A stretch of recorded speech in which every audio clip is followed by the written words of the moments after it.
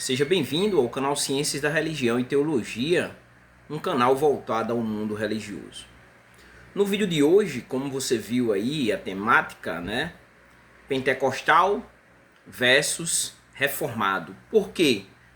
Hoje, e não hoje, mas já há algum tempo, tem acontecido uma migração em massa, poderíamos dizer assim, de pentecostais se deslocando, abandonando o pentecostalismo e indo se congregar em igrejas reformadas.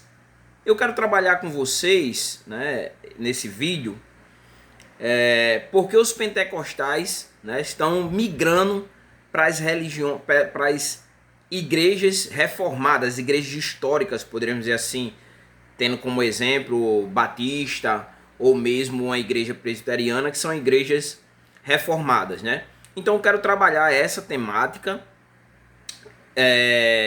a partir do conhecimento prático, vivencial, Eu vivi dentro desses dois mundos, tanto dentro das igrejas históricas, como por exemplo batista, presbiteriana, Como também minha vida inteira, Eu passei dentro da Assembleia de Deus, minha vida inteira, Desde os 19 anos, tenho 43, então minha vida inteira eu dialoguei dentro da Assembleia de Deus e também passei um tempo durante esse período como cristão, também tive um período, dentro das igrejas históricas, como batista e presbiteriana.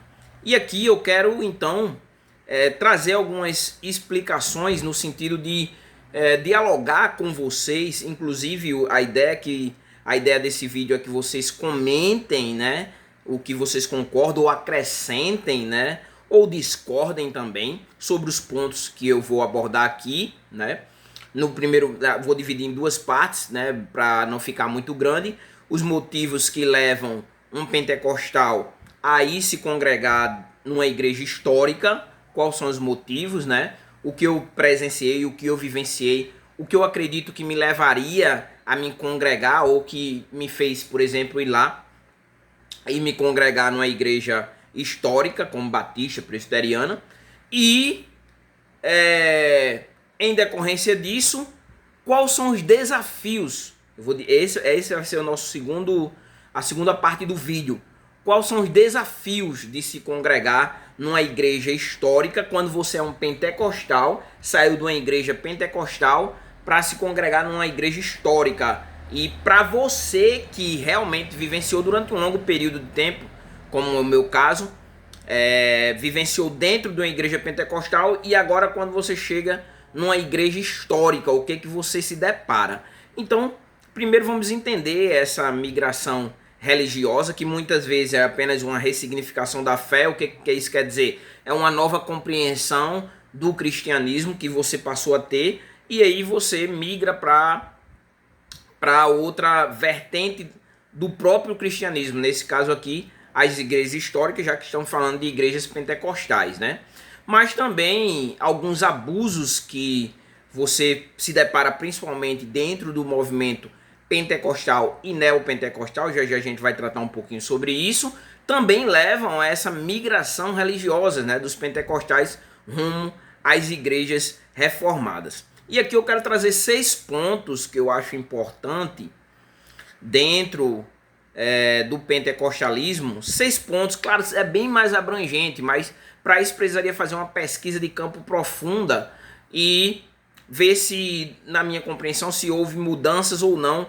desses pontos aqui como motivos para que esteja acontecendo a movimentação de pentecostais indo se congregar em igrejas reformadas. E na segunda parte, como falei, a gente vai entender os desafios de se congregar numa igreja reformada. Então, o primeiro ponto aqui que eu vejo como motivo para que os pentecostais eles estejam seguindo ou migrando, saindo do pentecostalismo e indo se congregar numa igreja reformada, pegando como exemplo as que eu já citei, presbiteriana e batista, o primeiro motivo é a teologia pentecostal. A teologia pentecostal.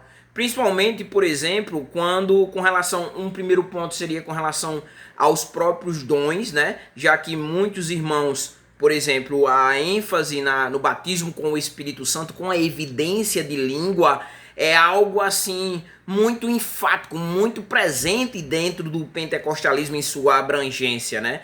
E aí, quando você não é batizado com o Espírito Santo, quer dizer, não fala em línguas, né? Não é batizado com evidências de língua, né? De línguas estranhas, você é classificado como um cristão de segunda classe. E muitas vezes até dentro do pentecostalismo, isso impede com que você cresça no ministério, por exemplo, chega a um diaconato, ou mesmo a ser um presbítero, né? Devido você não ser teoricamente, batizado com o Espírito Santo de acordo com a teologia pentecostal. Então isso frustra, né, o cristão pentecostal, que muitas vezes não é batizado e se sente um cristão inferior ou de segunda classe. Então, dentro da teologia, primeiro esse ponto, depois a questão da própria escatologia pentecostal, uma escatologia dispensacionalista, né? Tem um vídeo aí, vai na playlist escatologia e você vai ver que tem um vídeo sobre o dispensacionalismo, né? Aí você vai entender o que é isso, mas o que seria esse termo e o que conceitua essa doutrina. Mas é referente diretamente à escatologia, né? E as igrejas pentecostais, em sua maioria, são pré-tribulacionistas, né? Dividem a volta de Cristo em duas vindas, né? Primeiro para arrebatar, depois para reinar, né? E aí, quando o cristão começa a estudar, né, a aprofundar, e se depara com a escatologia, ele começa a discordar. Então eu trouxe aqui apenas 3 doutrinas que levam um cristão assembleiano a fazer, um cristão assembleiano, ou um cristão de uma igreja pentecostal como um todo, a fazer questionamentos com relação àquilo que eles acreditam. E um problema das igrejas pentecostais em si é que, infelizmente, não só das igrejas pentecostais, mas das igrejas evangélicas como um todo, um grande problema é que você não tem espaço para discordar, né, das doutrinas, discordar da maneira como a igreja interpreta a eclesiologia, a doutrina da igreja, a vivência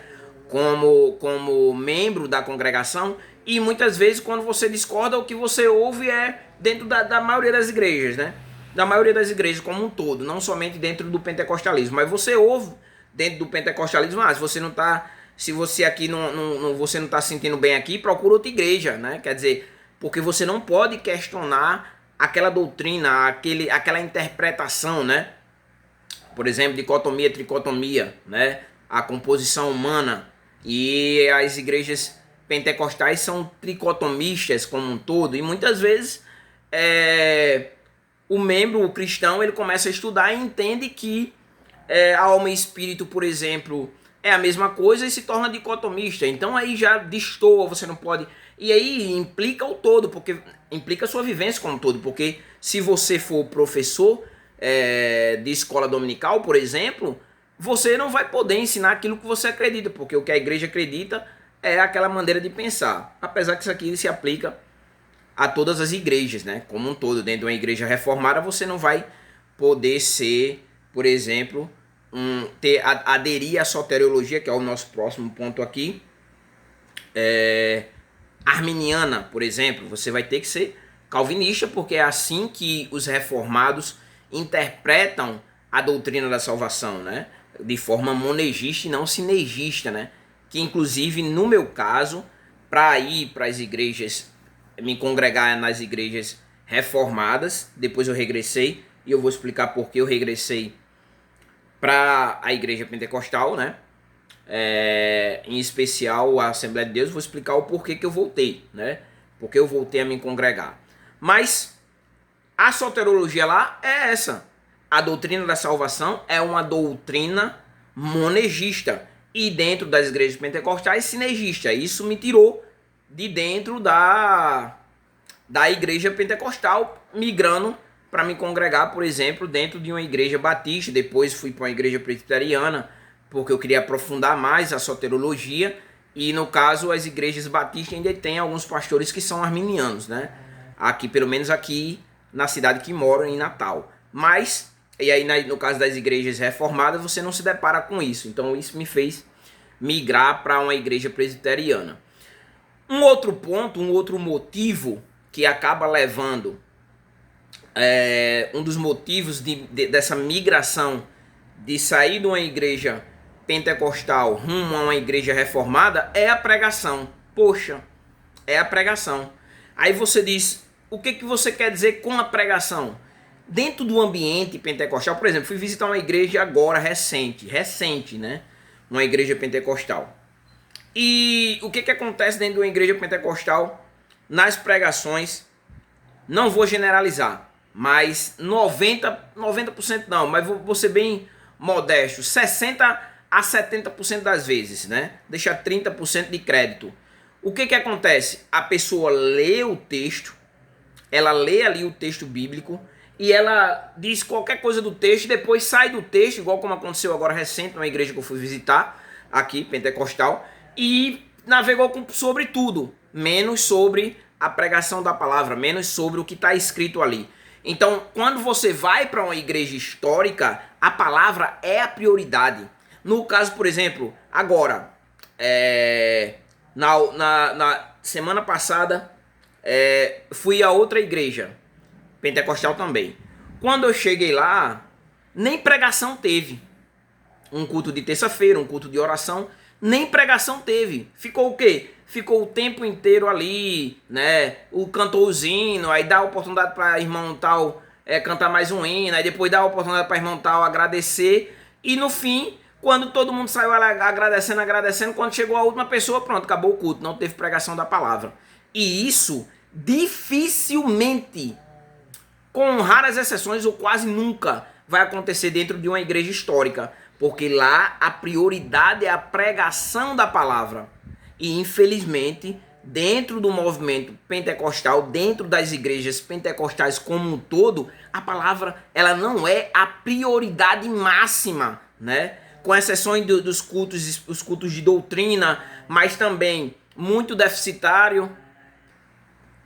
Então você vê que quando alguém que gosta das escrituras, ele se depara com a igreja reformada ou com a pregação reformada e ele começa a ouvir, né?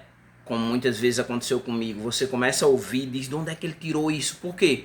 Porque não está habituado a ouvir a exposição. Por exemplo, domingo agora, houve uma irmã, pregou muito bem, Apocalipse capítulo 21, mas não soube fazer as aplicações. Fez a exposição do texto, terminou o texto, e aí? Nada. Por quê? Porque não soube extrair do texto aquilo que poderia ser aplicado à vida dos irmãos. Expôs o texto muito bem, mas a aplicação não teve, né? Como se ficasse um vazio ali da exposição bíblica, né? Da pregação da palavra. Então, um outro ponto que leva a muitos pentecostais estão se direcionando para as igrejas reformadas é a exposição da palavra de Deus, a pregação da palavra de Deus. Um terceiro ponto aqui, os usos e costumes, né? Apesar que muitas igrejas pentecostais já vêm mudando, algumas igrejas pentecostais você já pode usar brinco, né? Já pode ir de calça também, mesmo sendo pentecostal. Já tem essa evolução, mas algumas ainda não. Algumas você, por exemplo, eu aqui, eu não sou bem visto por estar com a barba, né? Mesmo que não haja nas escrituras, com relação à barba, nenhum texto bíblico que vá dizer que eu tenho que ficar sem a barba. Uma forma até de refutar, é tão simples, né? Ainda dentro desse ponto que são os usos e costumes, uma forma tão simples de refutar isso é com relação à cultura judaica, né? Eles tinham barba, Jesus tinha barba, é um exemplo, né? Deus, por exemplo, Deus criou então o homem com defeito, porque se Deus criou o homem, né? E a escritura diz que a criação de Deus era boa, muito boa, né? O pecado que acabou corrompendo a criação, mas se Deus criou o homem perfeito, então isso aqui é um defeito de Deus, a barba. É tão lógico, mas não pode. Dentro de algumas igrejas pentecostais não pode usar barba, né? Não pode o bigode. Olha que interessante. O bigode pode, mas a barba não. Então, Um outro ponto, um outro motivo que tem, e aí você chega numa igreja histórica, uma igreja reformada, não tem nada disso, não, você pode usar uma vestimenta com pudor, claro, mas uma mulher pode ir de calça sem problema nenhum, que ela não vai ser criticada por isso, né? Não vai ser perseguida por isso.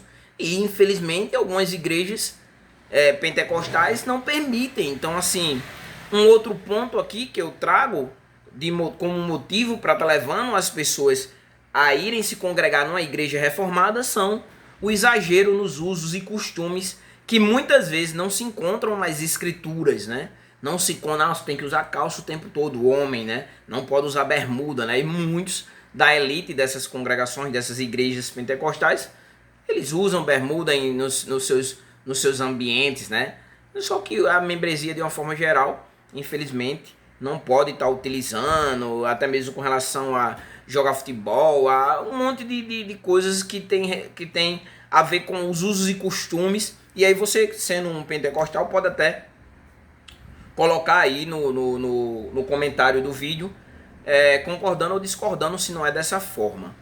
O quarto ponto aqui, né, o quarto ponto que eu considero de extrema importância para estar havendo essa migração religiosa dos pentecostais rumo às igrejas históricas é o YouTube e as redes sociais.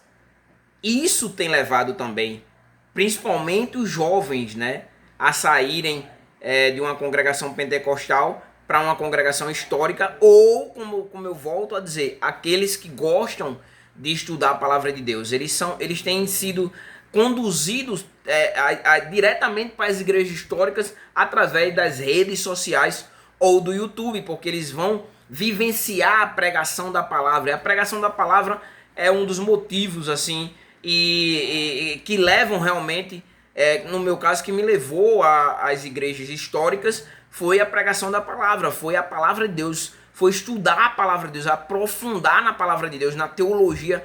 Quando eu me deparei com a teologia reformada, os meus olhos brilharam, foi um amor à primeira vista, foi algo assim que me fez, quando eu comecei a conhecer os autores, quando eu conheci o John MacArthur, o Wayne Grudem, John Piper, né? Quando eu comecei a ver os brasileiros como Hernandes Dias Lopes, né? Marcos Granconato, que eu gosto muito, né? Isso aí foi amor, poderíamos dizer assim, à primeira vista, né? E você se depara com programas como Vejam Só, né? E aí é inevitável, você tem um aprofundamento nas escrituras do qual você não está tão habituado, de forma tão profunda, teologicamente falando, infelizmente, na minha compreensão, na minha visão, é apenas meu posicionamento a partir da minha vivência mesmo.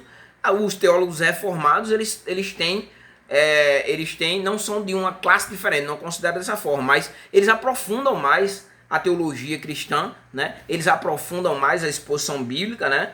O Hernandes que o diga, né? O Hernandes Dias Lopes é um ótimo expositor, recomendo inclusive você, se você for pentecostal aqui, aí assistir os vídeos, as exposições do Hernandes Dias Lopes. Então, é isso. O YouTube trouxe o que anteriormente você não tinha. O YouTube, o Instagram, o Facebook, as mensagens ali. E aí a pessoa abre ali a mensagem, começa a trazer o conteúdo da Bíblia que você não está habituado. Isso aí gera a mesma coisa de alguém com fome. Quando bota um prato de comer, ele saboreia, né? Chega, vem água na boca ali, uma comida apetitosa, né? Que é a exposição das escrituras. Um outro problema, o quinto problema, são 6 para a gente finalizar essa primeira parte, e depois eu vou falar dos desafios que um pentecostal ele vai encontrar quando ele migrar, principalmente um pentecostal raiz, como no caso era o meu caso, para uma igreja histórica. O choque que ele vai ter, o choque que eu tive, que alguns não vão ter, infelizmente, mas comigo foi um choque tremendo, né? E aí são vários fatores que me trouxe novamente às igrejas pentecostais, principalmente porque não tem igreja histórica em tudo que é lugar, né? E a gente vai saber já o motivo de não ter, quando a gente falar sobre o desafio de se congregar nas igrejas reformadas, né? Mas vamos ao quinto ponto aqui dos motivos que levam um pentecostal a essa migração para uma igreja histórica. Nas igrejas pentecostais, né, principalmente aquelas igrejas pentecostais que tem mais de uma congregação, né, existe o pastor itinerante. E o que seria isso, pastor itinerante? É o pastor, que ele é o pastor daquela congregação, que forma um bloco de congregações com a igreja polo, né? E que anualmente ou de 2 em 2 anos existe a troca desses pastores. E com isso, o que acontece? Muitas vezes, com essa troca, os membros eles estão habituados a se congregarem com um pastor, às vezes um pastor que realmente se dedica à escritura, conhece bem a escritura, um bom pastor. E muitas vezes, quando há essa troca, vem alguém extremamente legalista, né? E muitas vezes radical, ou muitas vezes que não tem um aprofundamento bíblico, né? E aí a igreja começa a sofrer, porque ela saboreou uma comida boa e agora começa a viver na escassez. E aí esse membro, ele começa a visitar ou outras igrejas da mesma congregação, ou ele vai em algum momento conhecer uma igreja histórica, ou vai para a internet, e quando ele se depara com a teologia reformada e ele entende a teologia reformada, ele migra para lá, é algo inevitável. E aí esse é um dos motivos, é uma crítica. O pastor tem que ser um pastor fixo da congregação, sem haver essa interrupção de ser o pastor por um período e depois por um ano, depois troca o pastor. Para mim isso eu faço essa crítica. Eu não, para mim o pastor tem que ser o pastor também para cuidar das ovelhas. Surge um problema num pastor, no finalzinho da saída do pastor, chega outro pastor que não sabe de nada que aconteceu ali para pegar esse fio da meada ali. Então assim, é outro problema que eu considero. Então esse pastor, no caso das igrejas históricas, não tem isso. O pastor, ele é efetivado e ele vai ficar lá, né, por um longo período de tempo, né. Tem aquelas igrejas que são a cada 4 anos votam ali pela permanência, 4, 5 anos, que tem as eleições, né, para voltarem na permanência do pastor ou não. Tem as igrejas que não tem isso, pelo menos as igrejas batistas que eu me congreguei não tinha isso. O pastor era fixo e a menos que tivesse um problema para que a assembleia resolvesse e removesse o pastor, ele não saía, né? Até eu presenciei a saída do pastor, mas foi por alguns outros motivos aqui que não cabe aqui no vídeo. Mas no caso das igrejas pentecostais existe essa itinerância que eu não considero como alguns consideram benéfica, pelo lado contrário, né? Tem um pastor ruim e troca para um pastor bom. Eu considero errado, porque se você tem um chamado para o pastoreio, você vai ser o pastor que a igreja precisa e não vai espancar a igreja. Se você espanca a igreja ou se você é um pastor rude, você não foi chamado para o pastoreio. Esse é o ponto. O último ponto aqui, dentro da compreensão dos motivos que tem levado muitos pentecostais a migrarem para as igrejas reformadas, e aqui esse ponto aqui, ele tem levado muitos cristãos pentecostais, né, quando se deparam, é o crescimento da teologia reformada, né? Até tem aqui uma loja muito grande, uma livraria, né? Uma livraria pentecostal aqui na minha cidade, bem grande mesmo, uma livraria assim, bem considerável, com muitas obras, uma livraria pentecostal, só que dentro dela tem um monte de obra reformada e os próprios vendedores recomendam as obras reformadas, né?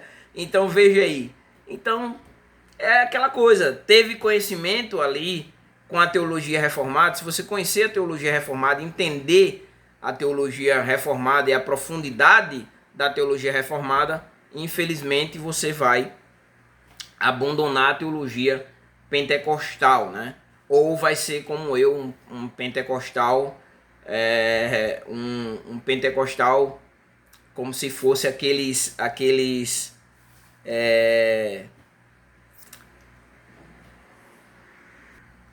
um cristão de dupla nacionalidade, né?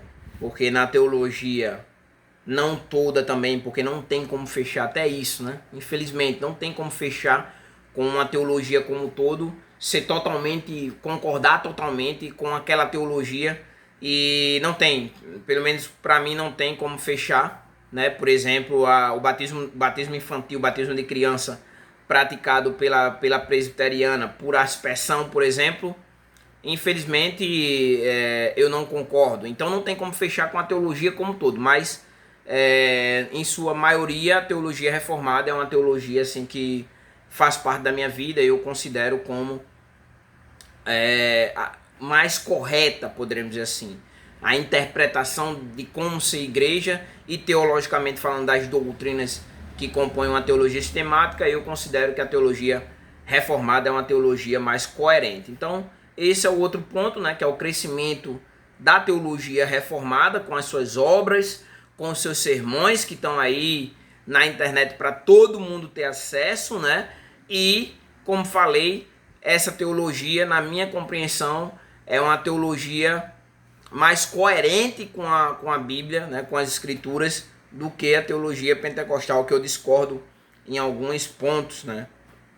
Discordo mais com a teologia pentecostal do que com a teologia reformada, né? No caso da teologia reformada, um dos meus pontos de discordância é o cessacionismo, que cessaram-se os dons, e eu não acredito que os dons cessaram, e é um dos pontos que eu vou tratar, inclusive, no desafio para se congregar numa igreja reformada para um pentecostal que saiu, um pentecostal raiz que saiu de uma igreja, no caso, pentecostal. Então é isso. Para mim, esses são os pontos principais, assim, que eu considero com peso, assim, que eu observei, né, e observo ainda, que levam muitos pentecostais a se tornarem cristãos reformados, irem procurar uma igreja reformada e se congregar lá. A teologia pentecostal, a pregação dentro das igrejas pentecostais, os usos e costumes, o YouTube e as redes sociais, né? O pastor itinerante e o crescimento da teologia reformada que chega até os pentecostais, abrindo, teoricamente, assim poderíamos dizer, a sua mente. No próximo ponto, no próximo vídeo, aqui a gente vai tratar sobre os desafios de um pentecostal quando chega numa igreja reformada para se congregar. Então, se você não é inscrito no canal, se inscreve no canal, né? Deixa o teu like, deixa o teu comentário, compartilha esse vídeo e dá o play aí na segunda parte.